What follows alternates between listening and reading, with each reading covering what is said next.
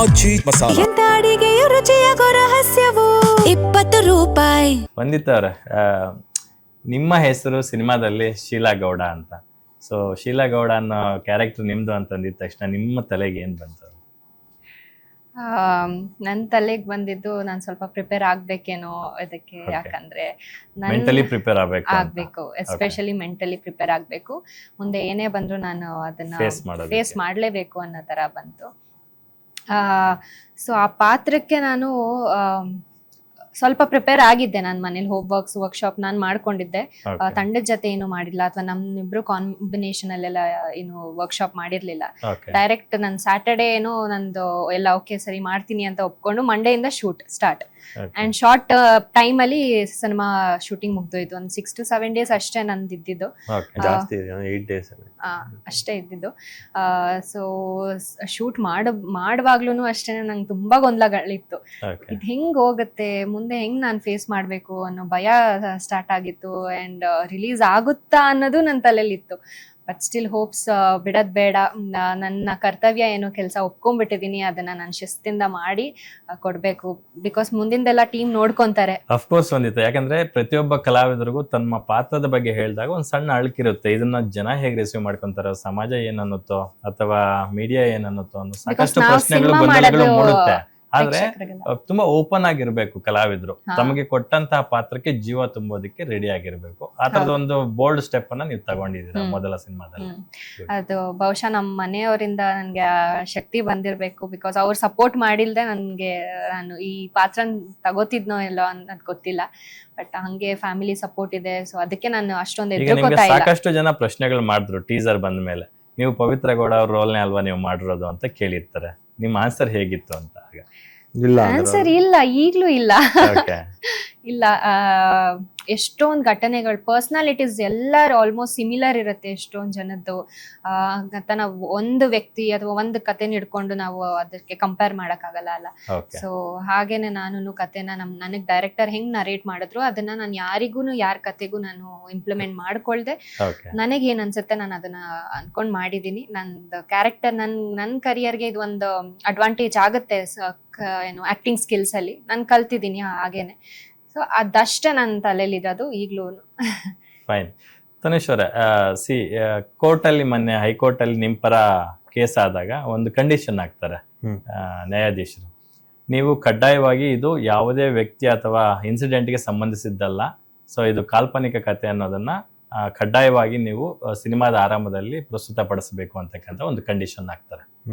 ಅದು disclaimer already ಇತ್ತದು. Okay, already censor board ನಲ್ಲಿ 5 seconds ಇತ್ತದು. ಅದನ್ನ ಅವ್ರು 30 seconds ಮಾಡಿಸಿದ್ರು. ಅದನ್ನ ಕನ್ಫರ್ಮೇಶನ್ ಮಾಡಿಸಿದ್ರು ಕೋರ್ಟ್ ಅಲ್ಲಿ ಅಷ್ಟೇ. ಓಕೆ, ಇದನ್ನ 30 seconds ಇದೆಯಾ ಕನ್ಫರ್ಮೇಶನ್ ಅಂತ ಹೇಳಿ ಕನ್ಫರ್ಮೇಶನ್ ಮಾಡಿಸಿದ್ರು ಅಷ್ಟೇ. ಏನು ಚೇಂಜಸ್ ಹೇಳಿಲ್ಲ ಕೋರ್ಟ್ ಅಲ್ಲಿ. ಇದೊಂದು ಟೀಸರ್ ಬಗ್ಗೆ ಹೇಳಿದ್ರು.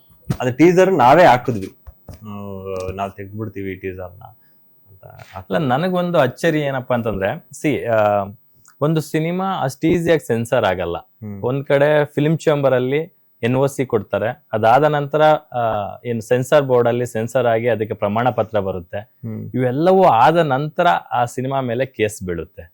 ಇನ್ ಕೇಸು ಅದು ಕಂಪ್ಲೀಟ್ ಆಗಿ ದರ್ಶನ್ ಅವರ ಪ್ರಕರಣಕ್ಕೆ ಸಂಬಂಧಿಸಿದ್ದೇ ಆದಲ್ಲಿ ಈ ಮುಂದೆನೆ ಕ್ವಶನ್ಗಳು ರೈಸ್ ಆಗ್ಬೇಕಿತ್ತಲ್ಲ ಅಂತ ನನ್ನ ಪ್ರಶ್ನೆ. ಹೌದು, ಆ ಸೆನ್ಸರ್ ಬೋರ್ಡ್ ಟೈಮಲ್ಲೇ ಆಗಿದ್ದು. ಓಕೆ, ಕ್ವಶನ್ ರೈಸ್ ಆಗಿದೆ ಸೆನ್ಸರ್ ಟೈಮಲ್ಲಿ. ಸೆನ್ಸರ್ ಕೊಡಬೇಡಿ ಅಂತಾನೆ ಇದು ಸ್ಟಾರ್ಟ್ ಮಾಡಿದ್ದು. ಬಟ್ ಸೆನ್ಸಾರ್ ಅವ್ರಿಗೂ ಅದಕ್ಕೂ ಇದಿರ್ಲಿಲ್ಲ. ಅಂದ್ರೆ ಸೆನ್ಸಾರ್ ಅವ್ರು ಪತ್ರ ಕೊಡಕ್ಕೆ, ಪ್ರಮಾಣ ಪತ್ರ ಕೊಡಕ್ಕೆ ರೆಡಿ ಇದ್ರು.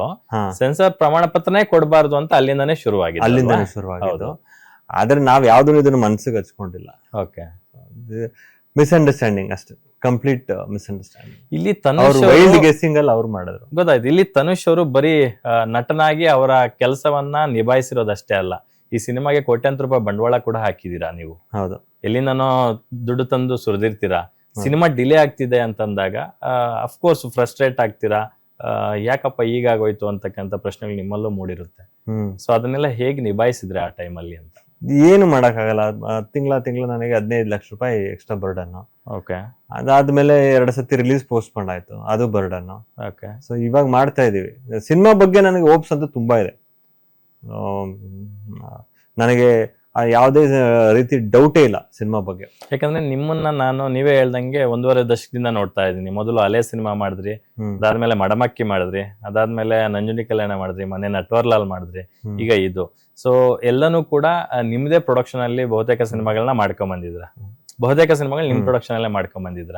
ನಿಮ್ಗೆ ಸಿನಿಮಾ ಕಟ್ಟೋದು ಎಷ್ಟು ಕಷ್ಟ ಅಂತ ತುಂಬಾ ಹತ್ರದಿಂದ ಬಲ್ಲವ್ರು ನೀವು. ಹೌದು. ಹಾಗಾಗಿ ಈ ಸಿನಿಮಾಗೆ ಬಹುಶಃ ಈ ಹಿಂದಿನ ಎಲ್ಲಾ ಸಿನಿಮಾಗಳಿಗಿಂತ ಜಾಸ್ತಿ effort mentally, physically, economically strain ಆಗಿದ್ದೀರಾ ಅಂತ ಅನ್ಸುತ್ತೆ. 100% ಡ್ರೈನ್ ಔಟ್ ಅಂತ ಹೇಳ್ತಾರಲ್ಲ, ಆ ತರ ಆಗ್ಬಿಟ್ಟಿದ್ದೀನಿ ಈ ಸಿನಿಮಾದಲ್ಲಿ. ಏನಕ್ಕೆ ಅಂತ ಹೇಳಿದ್ರೆ, ದುಡ್ಡು ಹಾಕ್ಬಿಟ್ಟು ಸಿನಿಮಾ ಮಾಡೋದು ಬೇರೆ ತರ. ಓಕೆ. ಆ ಮೆಂಟಲ್ ಸ್ಟ್ರೆಸ್ ಸ್ವಲ್ಪ ಕಡಿಮೆ ಇರುತ್ತೆ. ಇದು ಕೋರ್ಟು ಕಚೇರಿ ಅಂತ ಇರುತ್ತಲ್ಲ, ಹೆವಿ ಟಾರ್ಚರ್. ನನ್ನ ಶತ್ರುಗೂ ಬೇಡ. ಯಾರಾದ್ರೂ ನನಗೆ ತುಂಬಾ ದೊಡ್ಡ ಶತ್ರು ಇದ್ರೆ ಆ ಶತ್ರುಗೂ ಆ ಕಷ್ಟ ಬೇಡ. ಕೋರ್ಟು ಕಚೇರಿ ಅಲ್ಲೇ ಕಷ್ಟ ಬೇಡ. ನಾಳೆ ಹಿಯರಿಂಗ್ ಇರುತ್ತೆ ಅಂದಾಗ ನಾಳೆ ಏನಾಗುತ್ತೋ ಅಂತ ಇವತ್ತಿಂದಾನೆ ಪ್ರತಿ ಕ್ಷಣನೂ ನಿಮ್ ತಲೆಯಲ್ಲಿ ಓಡ್ತಾ ಇರುತ್ತದು. ನೀನ್ 3 ದಿನ ಮುಂಚೆನೆ ಓಡ್ತಾ ಇರೋದು. ಓಕೆ. ನಮ್ಗೆ ಹಿಯರಿಂಗ್ ಡೇಟ್ಗಳು ಇಮಿಡಿಯೇಟ್ ಆಗಿ ನಾಳೆ ಕೊಡಲ್ಲ. ಅದು ನಮ್ಗೆ ಬರೀ ಪೋಸ್ಟ್ಪೋನ್ ಆಗ್ತಾ ಇತ್ತು, ನಾಳೆ ಕೊಡ್ತೀವಿ. ಆ ಪೋಸ್ಟ್ಪೋನ್ ಒಂದೊಂದ್ ದಿನ ಆಗ್ತಾ ಇದ್ದಂಗ್ಲೂ ನಮ್ಗೆ ಹಾರ್ಟ್ ರೈಟ್ ಬಡ್ ಅಂತ ಹೋಗ್ತಾ ಇರೋದು. ಅಲ್ಲಿ ಏನಾದ್ರು ಜಡ್ಜ್ ಹೇಳ್ತಾ ಇದಾರೆ ಅಂದ್ರೆ ಫುಲ್ ಡಗಡಗಡಗ ಅಂತ ಹಾರ್ಟ್ ರೈಟ್ ಹೊಡ್ಕೊಳ್ಳೋದು. ಆಮೇಲೆ ಮುಗ್ಸಾದ್ಮೇಲೆ ಕಾಮ್ ಆಗೋದು. ಮತ್ತೆ ಬರ್ತಾ ಇದೇನ ನಿದ್ದೆಗಳಿಲ್ಲ ನಮ್ಗೆ. 2 ದಿನ 3 ದಿನ ನಿದ್ದೆ ಇಲ್ಲ. ಏನಕ್ಕೆ ಅಂತ ಹೇಳಿದ್ರೆ ಬಂಡವಾಳ ತಂದು ಹಾಕಿರ್ತೀವಿ, ಕಷ್ಟಪಟ್ಟು ಸಿನಿಮಾ ಮಾಡಿರ್ತೀವಿ. ಅದಕ್ಕೆ ಹಾಕಿರೋಂತ ಎಫರ್ಟ್ ನಮ್ಗೆ ಗೊತ್ತು, ಟೀಮ್ ಅವ್ರಿಗೆ ಗೊತ್ತು. ನಾವೆಲ್ಲೂ ಹೇಳ್ಕೊಂಡಿಲ್ಲ, ನಾವು ಹಿಂಗ್ ಮಾಡಿದೀವಿ ಹಂಗ್ ಮಾಡಿದೀವಿ ಅಂತ ನಾವೆಲ್ಲೂ ಹೇಳ್ಕೊಂಡಿಲ್ಲ. ಗ್ಯಾರಂಟಿ ನ್ಯೂಸ್, ಸುದ್ದಿ ಖಚಿತ, ನ್ಯಾಯ ನಿಶ್ಚಿತ.